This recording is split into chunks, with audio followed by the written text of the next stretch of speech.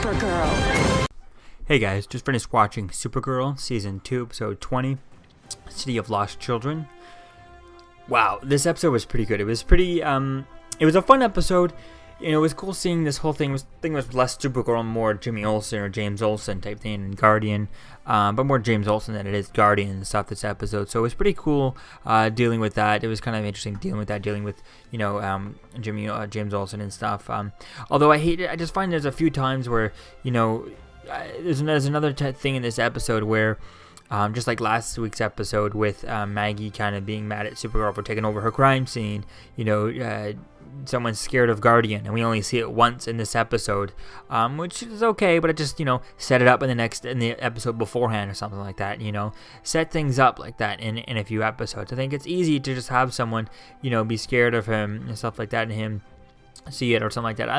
I just think it would have been nice to see things like that happen, because they bring up problems that you've never noticed before, you've never shown us before, and they just happen in these episodes just so you can get over them, things like that. And I think it's a little annoying, like, to see those things hinted up and built at throughout the season and stuff like that, and him trying to become, you know, a vigilante and stuff, people seeing him as bad and as scared of him and stuff like that, and all that stuff. So I think it would have been nice to see that set up to make this episode make more of an impact, because it feels like it resolves the problem that was not here before this episode, you know. So but other than that, it was quite cool seeing this kid kind of, you know, using his powers and stuff like that, and seeing, you know, James kind of talk him into it and stuff and out of it.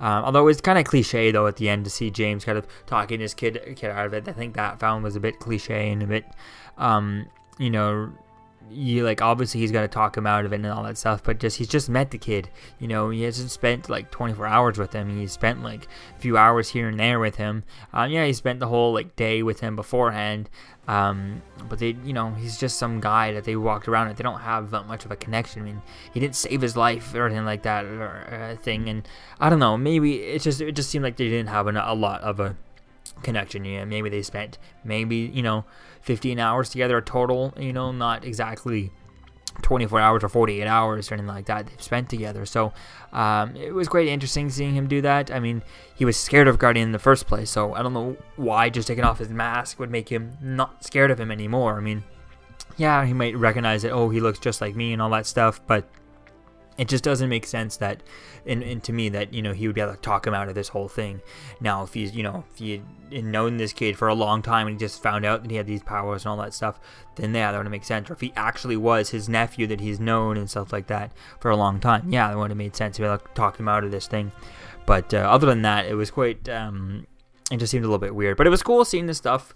On the other hand, seeing the other stuff with Lena Luthor and Rhea and seeing how that goes, and seeing, you know, Mon-El threatening to shoot his mother and stuff, and I think that was pretty cool. Part of me wanted him to shoot her, and then I realized, no, that's Terry Hatcher. I don't want Terry Hatcher to leave this show. I want her to stay on this show.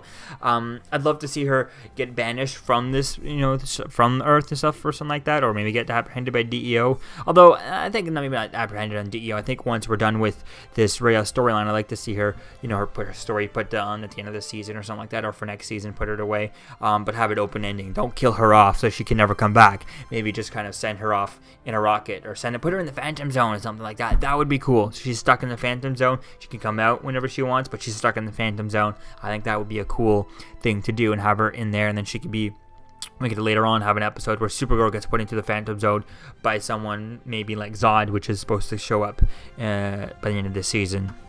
So that would be cool to see that, and then you could have her back for her next season later on, like halfway through next season or something like that. She could pop up with Supergirl gets thrown into, if Supergirl gets thrown into the Phantom Zone or something like that, and then she's her story, she's done, but she's not kind of completely, she could always come back, you know, stuff like she's not killed off completely to never come back, type of thing. So definitely think it's going to be interesting to see where things go with this. And see how Lena takes all this and how she kind of, I think it's going to be interesting to see how.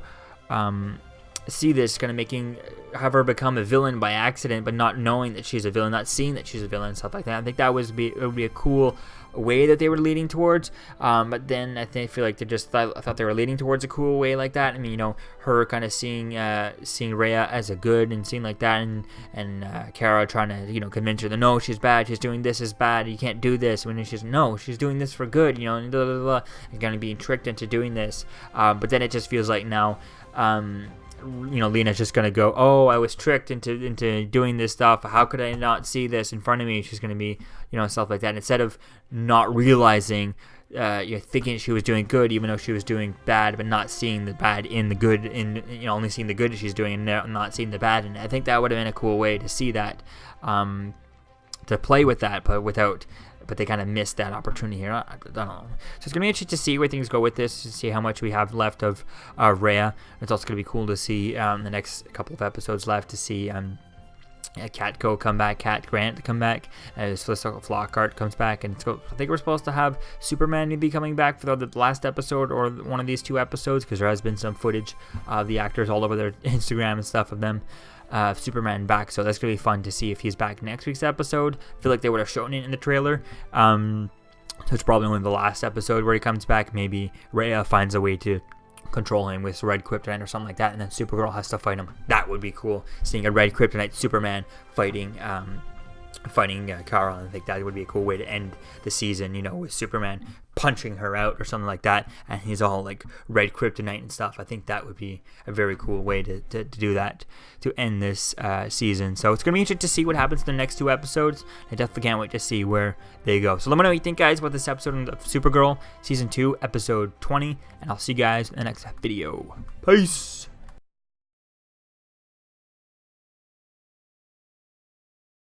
You're still here. Don't forget to like, comment, and subscribe, guys. Peace. It's over.